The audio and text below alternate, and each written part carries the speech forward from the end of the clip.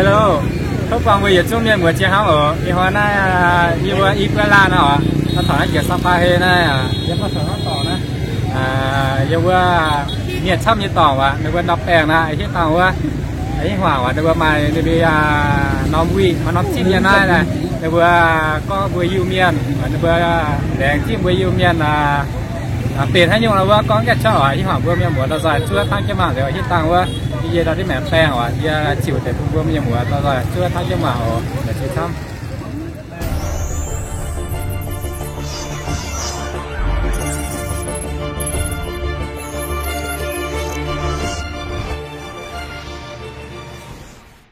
vui vui của tiếng trống tiếng kèn khi nhà trai đón dâu về cô dâu chưa được gọi nhà thì phải đợi giờ tốt bữa mía lò mía lao à mía xia là thể hiện bài chào vui các bạn là nhé con này nó dập cả nghi thức này ghi nhận tình cảm sự trân trọng và sự tiếp đón nồng nhiệt của gia đình nhà trai với nhà gái.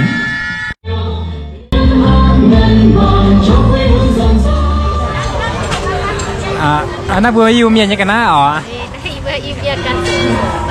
nhiều xe màu à nó màu nó không bữa đi bữa nhiều quá màu nó to mới có cảnh nhiều với hai nhau như hai nhau à nó như sầu bữa tròn nó hả nó mấy bữa ở hai bữa nó chút bữa nó xịt trao không phải xịt trao nó chẳng là bữa miên mà vẫn sầu bữa miên như xịt trao tại trồng chết trồng đó mà tiền như nó có tên như mai miên gì để phải bắt liệt trả nhỏ tham đó nó sẽ miên như phải trả nhí thế à đối với nghệ thuật trang trí trang phục và nghề làm trống dân tộc Dao Sapa y hoa nát ta năm hoa nát to mà rất để hùa nha phải Sapa đô thị du lịch đẹp đẹp văn minh không phải chặt nhiều bữa tài về bữa cày hiếu từ bữa tài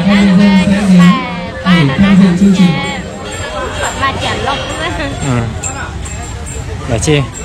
tại cũng vui nhiều mưa mà ó xin được trân trọng để nó sẽ bôi nhẹ xịt cháo ó sẽ diễn ra lễ công bố và dành bữa ăn uống dùng quá di sản văn hóa phi vật thể quốc xịt gia cháo đối với nghệ thuật trang trí trang phục và làm nghề trống dân tộc Dao Sapa thả bữa trước chết tổ xe tổ xe quá ở miền mùa này bữa nay em chở tôi xịt cháo này nhiều hoa hải mà miền mùa này ó mà xịt cháo phèn là nó bữa mai chở tôi mai ó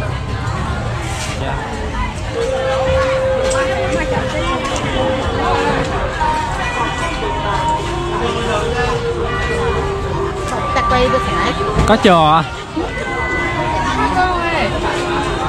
nhà đó lấy chiên hả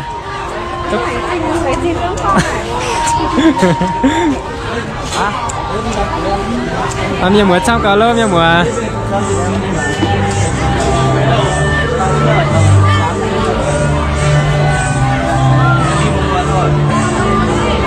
để xem như cái này rồi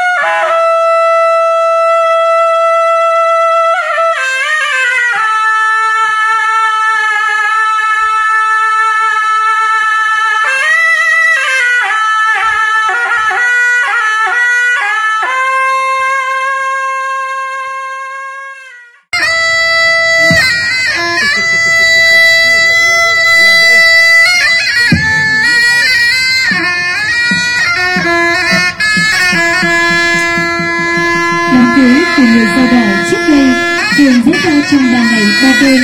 vùng này đã được rút ngắn lại theo nhịp sống văn hóa mới. Đội nhạc, lễ kèn, trống có ý nghĩa quan trọng trong đám cưới của người Dao Đỏ ở xã Tả Phìn, huyện Sapa, tỉnh Lào Cai. Những thanh âm sôi động của tiếng trống, điệu kèn thể hiện sự hoan hỉ của gia chủ trong ngày cưới. Theo phong tục của đồng bào Dao Đỏ, nghi thức trống kèn chỉ được diễn diễn trong những dịp vui như đám cưới. Trong không gian đậm sắc màu văn hóa của đồng bào người Dao Đỏ, trong nền nhạc rộn ràng của tiếng trống, điệu kèn, cả gia đình và khách mời cùng chúc mừng cô dâu chú rể trong ngày hạnh phúc lứa đôi. Đám cưới người Dao Đỏ gồm nhiều nghi lễ, từ khi đôi bạn trẻ yêu nhau cho đến khi cùng xây dựng hạnh phúc. Gia đình hai bên có nhiều lần gặp gỡ. Trong những dịp này, tiếng kèn trống sẽ được cất lên, thể hiện sự trân trọng của hai gia đình, dòng họ dành cho nhau. Đến khi lễ cưới chính thức được diễn ra, đi cùng với các nghi lễ cũng không thể thiếu thanh âm rộn rã, tươi vui từ tiếng trống, điệu kèn. Khi nhà trai đón dâu, cô dâu được vào nhà ngay mà phải đợi giờ tốt. Lúc này, hai đội kèn trống đại diện cho hai họ thể hiện bài chào nhau giữa hai bên gia đình. Nghi thức này ghi nhận tình cảm, sự trân trọng và sự tiếp đón đồng nghiệp của gia đình nhà trai với gia đình nhà gái. Tiếp đó, đoàn kèn trống của nhà trai vừa thổi kèn đánh trống, vừa đi vòng quanh toàn thể đoàn nhà gái, vòng quanh cùng nhóm người già trẻ, từ dâu rồi cô dâu. Đây là nghi lễ buộc dây vào đoàn nhà gái, ở lại với gia đình nhà trai, cùng chung thi với gia đình trong ngày hạnh phúc của đôi bạn trẻ. Sau đó, đoàn kèn trống thực hiện đi vòng ngược lại để tháo dây. Đến chỗ cô dâu thì dừng lại. Nhưng cô dâu không thực hiện tháo dây với ý nghĩa cô dâu sẽ vừa làm con trong gia đình, sẽ phải giữ lại mãi mãi. Sau nghi lễ này, cô dâu sẽ được đoàn kèn trống rước đến cùng trời tàn, đợi đến giờ tốt làm lễ báo đường.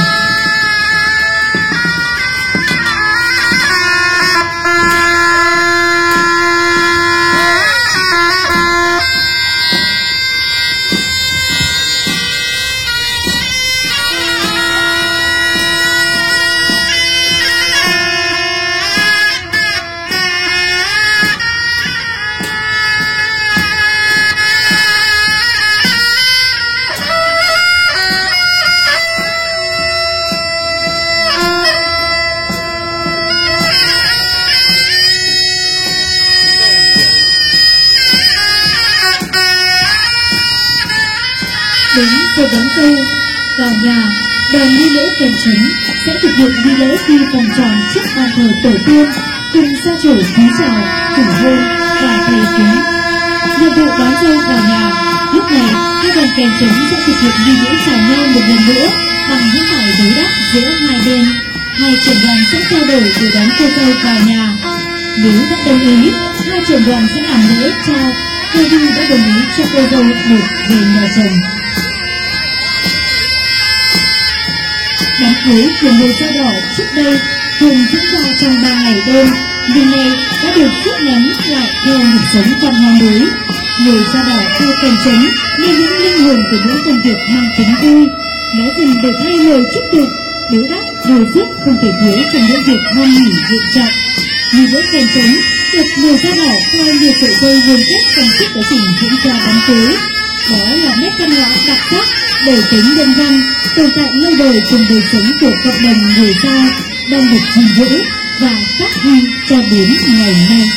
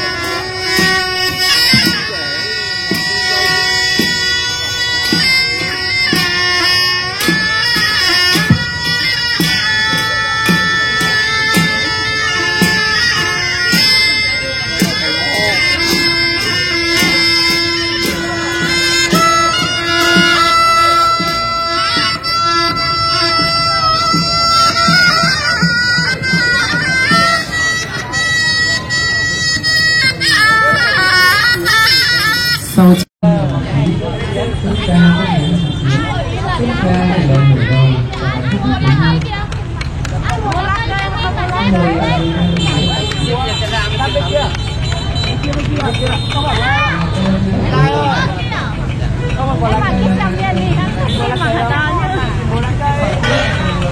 bướm bao mía lỏ mía ha mía nó tọt tóc cua nha giờ đấm đã tập phải ha tọt tóc cua mà to nha bên mà sợ rẻ ha bữa chầu hana ra bữa mình thăm nó mà tọt tóc cua bữa chầu nha phải không cả nói chung là lo mình nhé lo mình nhau à giờ bây giờ nó to à yếm nhuận nông càng đeo quá rồi chơi nha nắm bà bữa chầu nó nói y hoài nó nôm hoài nó hay nó hỏi bà bữa nhà một trăm nữa chả nhớ như tết chả nhớ chia lại như tết á đây nhà bữa chẳng ai giờ bữa hiểu bữa yêu nha ta đã chọn nhúng anh ấy chặt xe này giờ bữa ta nó vừa biết ra con nhưng mà thật ra bữa giờ mà không phải bữa yên đó bây giờ bữa nó có đánh chim hả nhung ở phe nó chim đào miền chim mà nhà chim cha lo hại bạn đâu bữa nó có lễ công nhân hả nhung lễ công nhân hạt tệ này nhà bữa miền này đâu nhà chim cha nó có chim nhà chọc vào thằng làng cái là nếu có công nhân bữa miền như Quân Hòa hả nhung liều quân siêu ó anh lại chiều anh hiện nay bữa chỗ tại bữa xe phình vào họ anh Hòa xin tổ chia lá ít họ lại chi anh Hòa bữa chua tăng cho mà